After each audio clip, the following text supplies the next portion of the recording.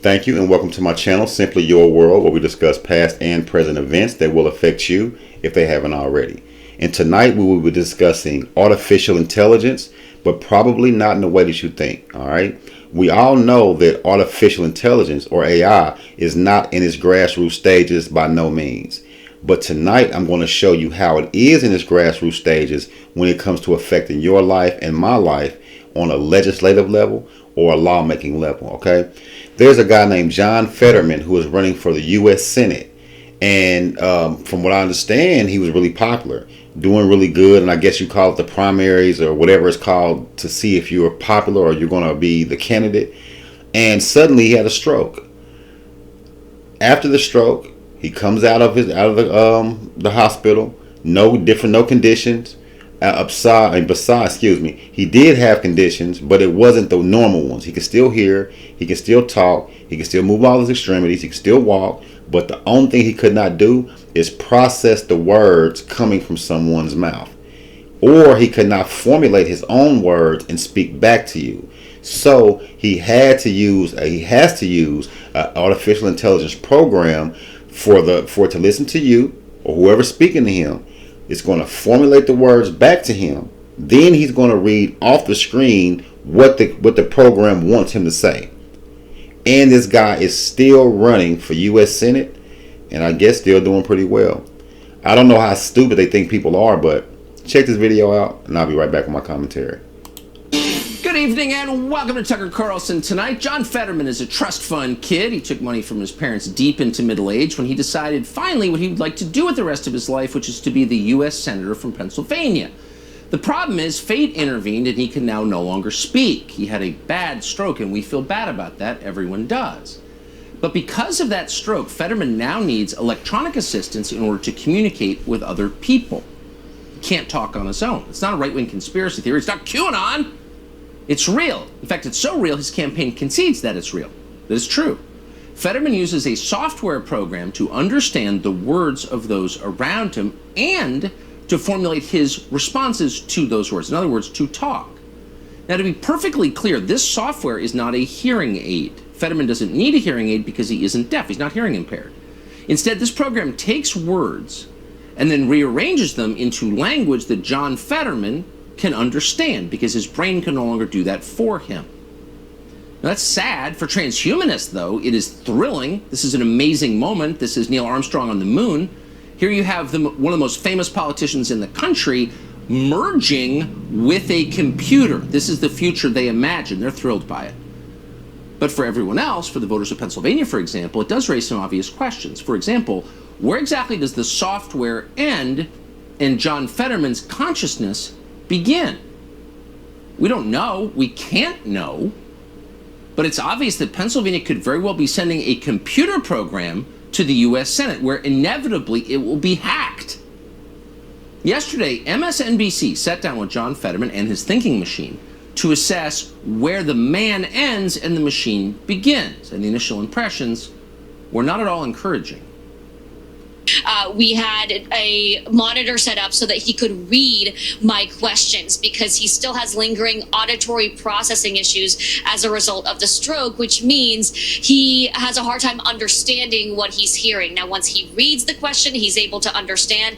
You'll hear he also still has some problems, some challenges with speech. And I'll say, Katie, that just in some of the small talk prior to the interview, before the closed captioning was up and running, it did seem that he had a hard time understanding our conversations.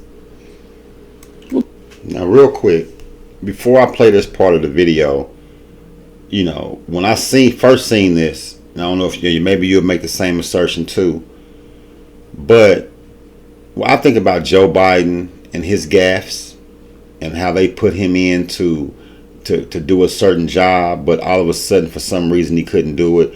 That's the part that they cannot control, you know, human error. You know what I mean? And this is where the computer comes in. They're going to push their agenda. I mean, they're going to push that. You can guarantee that. I mean, as sure as you can guarantee that we will all die one day at some point. You know what I mean? Their agenda will be pushed, right? So in order for that to happen, they cannot have human error. And this is where the AI and the human merger comes in. You know, that's so I won't speak too long. We're going to get back into the video, and I'll be right back with my commentary. Well, good for her for admitting that. That's a rival channel. Don't watch a lot of MSNBC, but she should tell viewers that, and she did. And what she just told you is that before the machine was turned on, John Fetterman could not understand human language, not even small talk. But once the machine was plugged in, he sounded, or the machine sounded, nearly human. But don't worry, everything's going to be fine in the Senate as long as there's not a power outage. It's not like the electricity ever goes down in this country. We definitely have enough renewables to keep John Fetterman voting the right way for the next 6 years. Better build some more wind farms. That's the plan.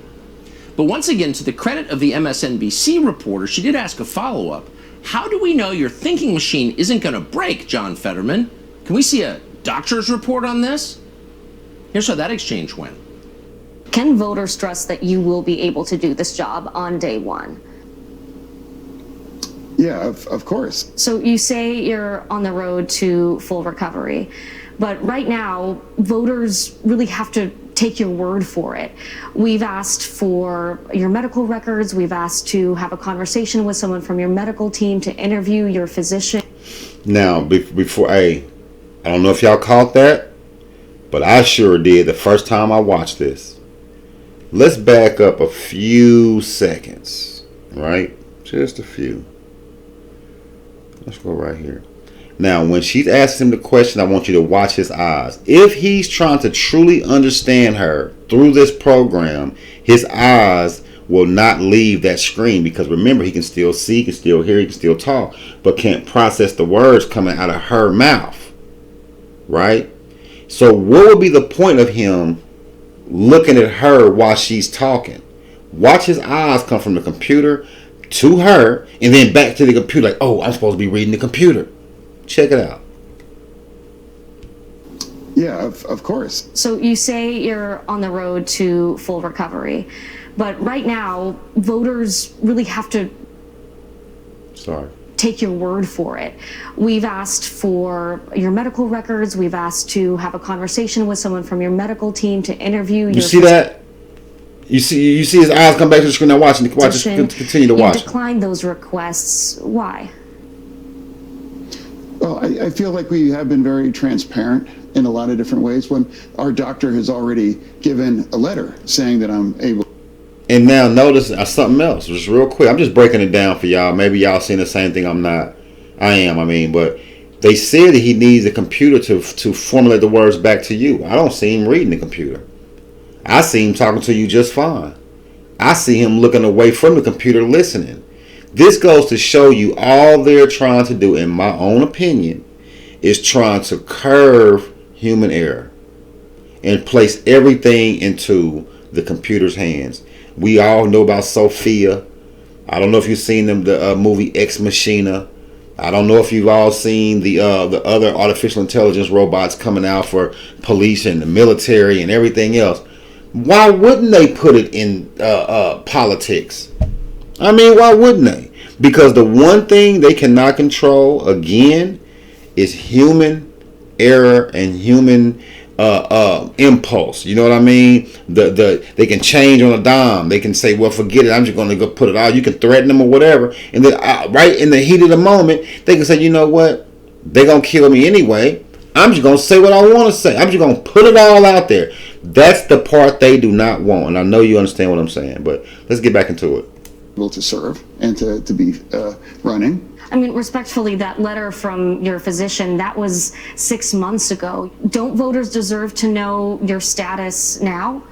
Being in front of thousands and thousands of people and having interviews and getting around all across Pennsylvania, that gives everybody and the voters decide, if they think that it's really the issue.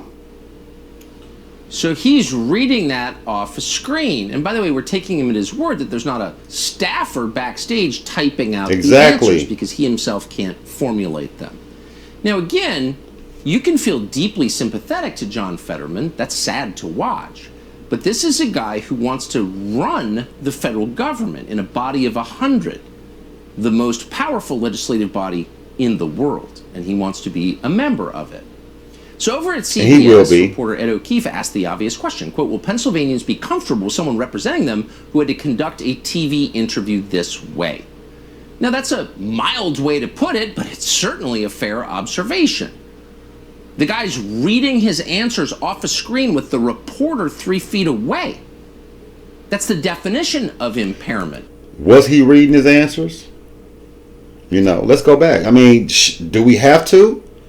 You know what I mean? Do we really have to? You know, this guy was not reading anything. For your medical records, we've asked to have a conversation with someone from your medical team to interview your physician. You've declined those requests. Why? Well, I feel like we have been very transparent in a lot of different ways. He's not looking at the computer. Our doctor has already given a letter saying that I'm able to serve and to be running. I mean, respectfully. And just because somebody said he gave him a letter to run, they think everybody's supposed to be so stupid. And it will be some people that's very, very stupid in this situation and will still vote for him. And I'm going to show you what I mean. I'm going to go back to where we were. I'm going to show you exactly what I mean by there are idiots, in my own opinion, that are going to still vote for this guy. Check it out. Ain't going to defend him. Tooth and nail. Watch. Speech impediments. Well, we desperately need that. That is absolutely right. Not bad. But actually, we're not. City Councilwoman Rita Joseph put it, questions about Fetterman's profound brain damage are, quote, incredibly ableist. Ableist. We desperately need more diversity in elected office, and that includes people with speech impediments. Well, we desperately need that. That is absolutely right. But actually, we're not talking about a speech impediment. She's telling us he's got a stutter, just like Joe Biden. Remember when they told you that Joe Biden's dementia was just a stutter? There's Joe Biden, the Joe Biden reference. A speech impediment would not prevent Fetterman or Biden from understanding other people's speech. Huh.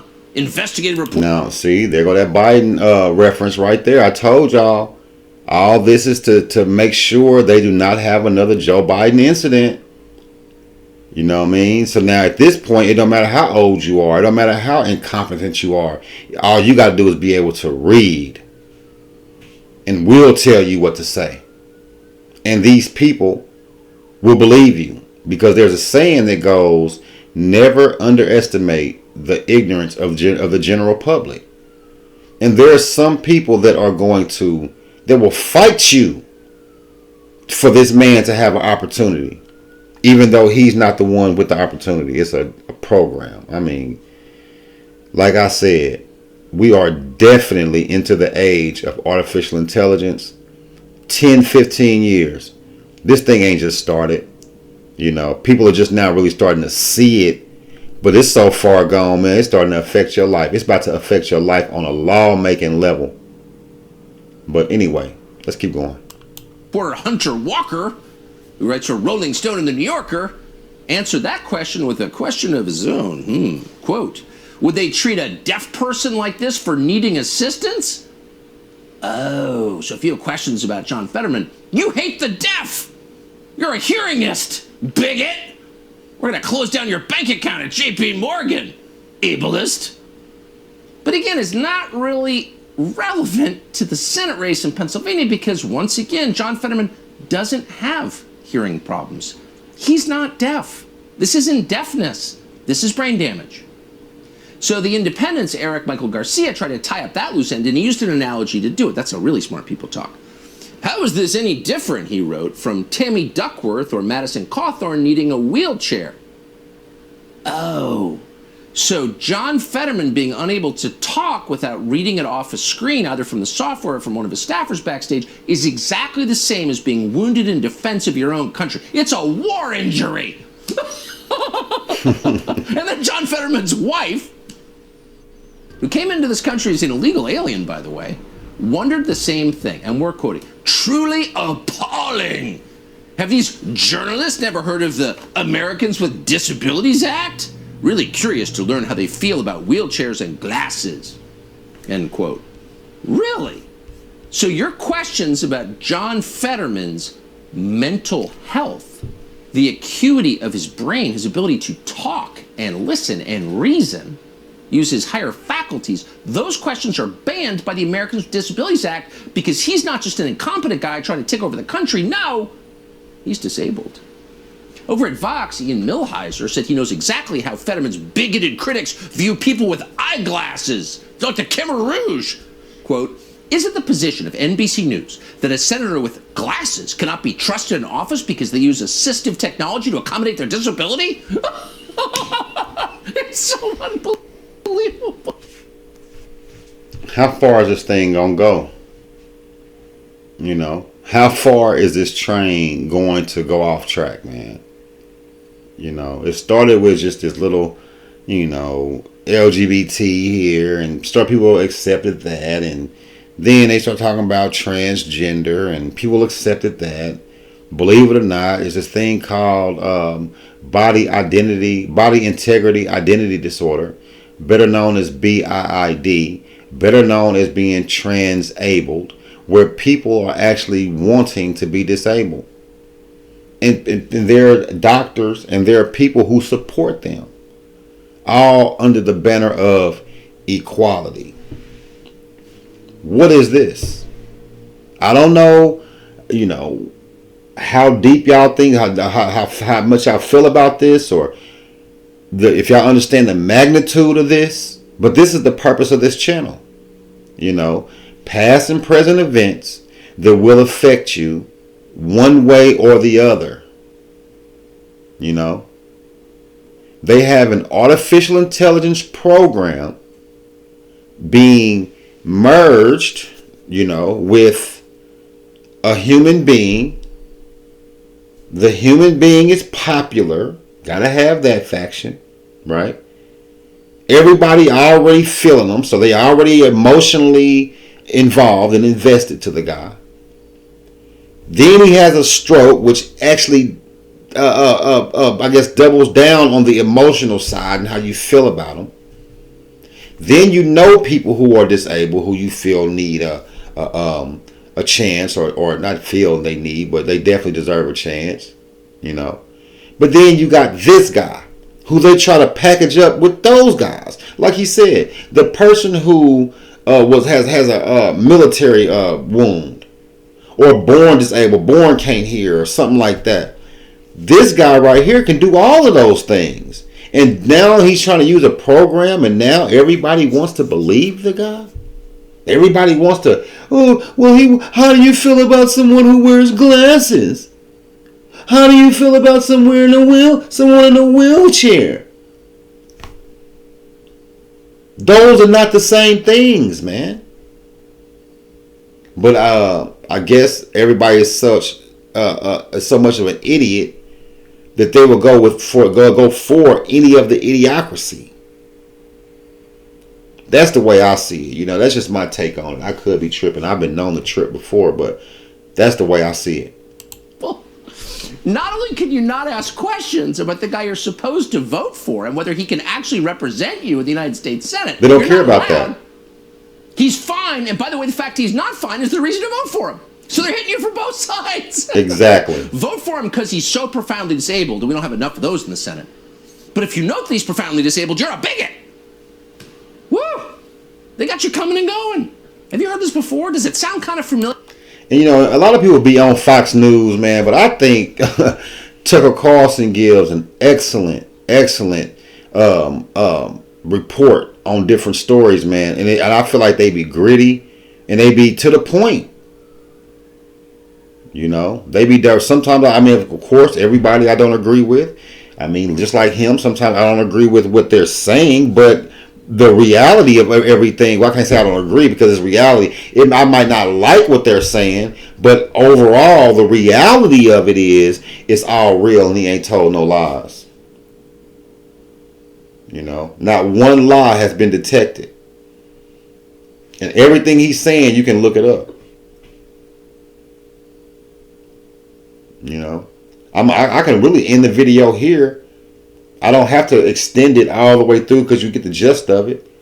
You know, he's pretty much saying the same thing, or pretty much giving his point on it. But when it comes to the guy Fetterman, is he going to make it to the Senate? Is the big question of the night or the day or whenever you hear this, if you've made it this far, is the big question is, are we about to see an artificial intelligence program in the U.S. Senate directly affecting lives? That's the man behind the curtain on the Wizard of Oz. That's him.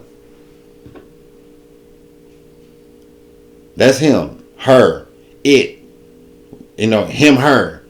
She, he. Whatever you want to call it. Them, they. Whatever, however that shit go. Because you can guarantee that's coming too. But all this is under the banner of equality. And it's so sickening, man. But anyway, y'all have a good night.